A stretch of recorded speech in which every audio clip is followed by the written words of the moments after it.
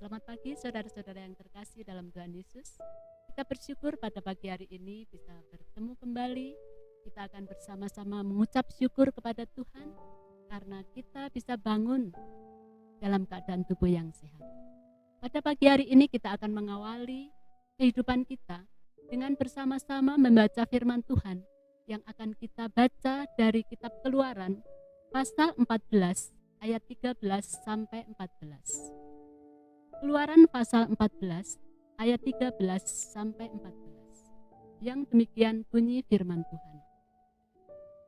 Tetapi berkatalah Musa kepada bangsa itu, janganlah takut, berdirilah tetap dan lihatlah keselamatan dari Tuhan yang akan diberikannya hari ini kepadamu. Sebab orang Mesir yang kamu lihat hari ini tidak akan kamu lihat lagi untuk selama-lamanya. Tuhan akan berperang untuk kamu dan kamu akan diam saja. Demikian firman Tuhan yang sudah kita baca. Sebelum kita merenungkan lebih lanjut, mari kita bersama-sama berdoa.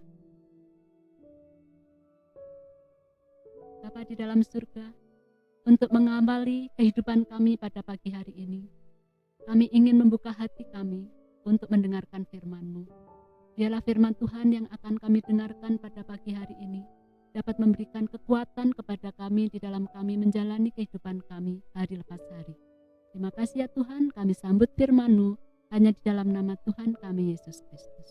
Amin. Saudara-saudara yang terkasih dalam Tuhan Yesus, firman Tuhan pada pagi hari ini saya beri judul Ketika Ketakutan Membayang. Mengapa kita bisa takut? Kita bisa takut karena kita merasa berhadapan dengan sesuatu yang lebih besar dalam kehidupan kita. Sesuatu yang lebih kuat di dalam kehidupan kita. Hal-hal yang lebih besar dalam kehidupan kita itu bisa ancaman, bisa tekanan, bisa serangan dari pihak lain. Lalu apa akibatnya kalau kita merasa takut? Yang pertama, kita akan bisa merasa kalah sebelum bertanding.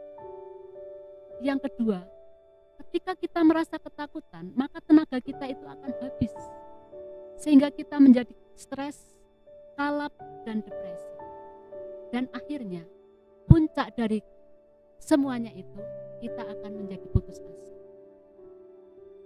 Saudara-saudara yang terkasih dalam Tuhan Yesus, itulah yang dialami oleh bangsa Israel pada waktu itu. Ketika mereka keluar dari tanah Mesir, di depan ada lautan, kanan kiri ada padang gurun, di belakang ada tentara yang mengejar mereka. Akhirnya di dalam keadaan atau situasi yang ketakutan luar biasa itu, mereka menjadi marah dan protes kepada Musa. Apa yang dilakukan oleh Musa di dalam menghadapi ketakutan yang dialami oleh bangsanya? Tentu saja hal ini juga membuat Musa menjadi takut. Tetapi Musa tetap tegar. Ia mengingat Allah. Ia mengingat bahwa Tuhan itu senantiasa menyertai mereka. Dan mereka tidak sendirian. Seperti yang tertulis di dalam kitab Mazmur pasal 23 ayat 4. Sekalipun aku berjalan di dalam lembah kekelaman, aku tidak takut bahaya, sebab Engkau beserta.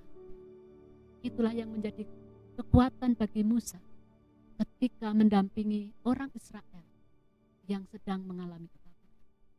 Yang kedua, Tuhan berkarya di tengah-tengah mereka. Yang ketiga, keyakinan Musa adalah Musa memerintahkan bangsa Israel untuk mereka berdiam diri. Belajar bergantung kepada Allah secara penuh. Ketika kita mengangkat tangan, suatu tanda bukti bahwa kita itu menyerah. Berarti kita membuka kesempatan bagi Tuhan untuk turun tangan, menolong, dan menyatakan kuasa-Nya bagi kita. Saudara-saudara yang terkasih dalam Tuhan Yesus, kelihatannya hal ini sepertinya bertentangan dengan firman Tuhan. Karena firman Tuhan yang tertulis di dalam Yakobus pasal 2 ayat 17 dan ayat 26. Di situ dikatakan, demikianlah halnya dengan iman. Jika iman tidak disertai dengan perbuatan, itu pada hakikatnya adalah mati. Dan ayat yang ke-26 mengatakan, sebab sama seperti tubuh tanpa roh adalah mati, demikian jugalah iman tanpa perbuatan adalah mati. Saudara-saudara yang terkasih dalam Tuhan Yesus, saat ini pun kita mesti juga banyak yang mengalami ketakutan. Sudah beberapa lama kita harus tinggal di rumah, tidak bisa melakukan sesuatu. Pekerjaan kita juga terbengkalai. Banyak orang-orang yang terkena PHK.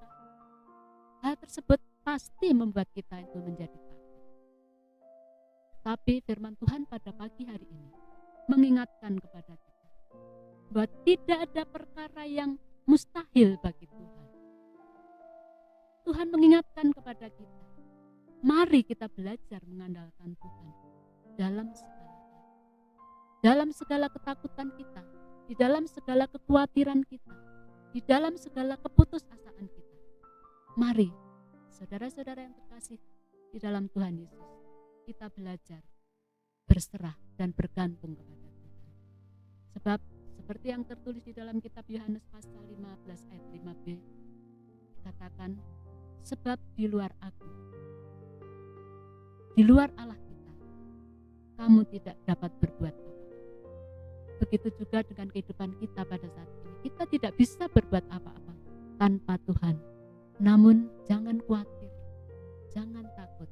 Masih ada Tuhan yang ada dan senantiasa berdiri di sebelah tangan.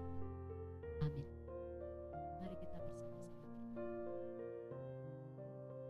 Bapa di dalam surga, sungguh kami mengucap syukur kepadamu jikalau pada pagi hari ini kami boleh bersama-sama mendengarkan firman-Mu yang memberikan kekuatan kepada kami. Firman Tuhan yang boleh menguatkan iman kami di tengah-tengah keterpurukan kami, yang seringkali membuat kami menjadi putus asa. Tetapi pada saat ini kami boleh mendengarkan firman-Mu yang hidup, firman yang berkuasa, yang senantiasa memberikan kekuatan di dalam setiap langkah kehidupan kami, di tengah-tengah kami menghadapi situasi yang tidak memungkinkan ini. Ya Tuhan, kami berdoa untuk negara dan bangsa kami. Kiranya Tuhan senantiasa menolong agar segala sesuatu, pandemi yang saat ini sedang terjadi, bisa segera terlalui. Tidak hanya di negara Indonesia saja Tuhan, tetapi di seluruh dunia. Kiranya tangan Tuhan boleh berkuasa. Kami juga berdoa untuk gereja kami. Kiranya Tuhan juga akan berkarya, menolong, supaya semua yang boleh terjadi di dalam kehidupan kami pada saat ini dapat membuat jemaat-Mu di GKI Wonosobo ini semakin dekat kepada Tuhan dan boleh mengambil hikmah dari segala sesuatu. Tuhan, kami juga berdoa untuk saudara-saudara kami yang saat ini sedang sakit. Satu persatu Tuhan pilih mereka. Saudara-saudara kami yang sedang kehilangan pekerjaan, saudara-saudara kami yang sudah kehilangan harapan, kiranya Tuhan menilik mereka satu persatu, memberikan kekuatan, memberikan hal yang paling baik di dalam kehidupan mereka. Terima kasih ya Tuhan, ampunilah segala dosa dan kesalahan kami. Hanya di dalam nama Tuhan kami Yesus Kristus. Amin. Terima kasih saudara-saudara yang terkasih. Selamat menikmati hari yang baru dari Tuhan.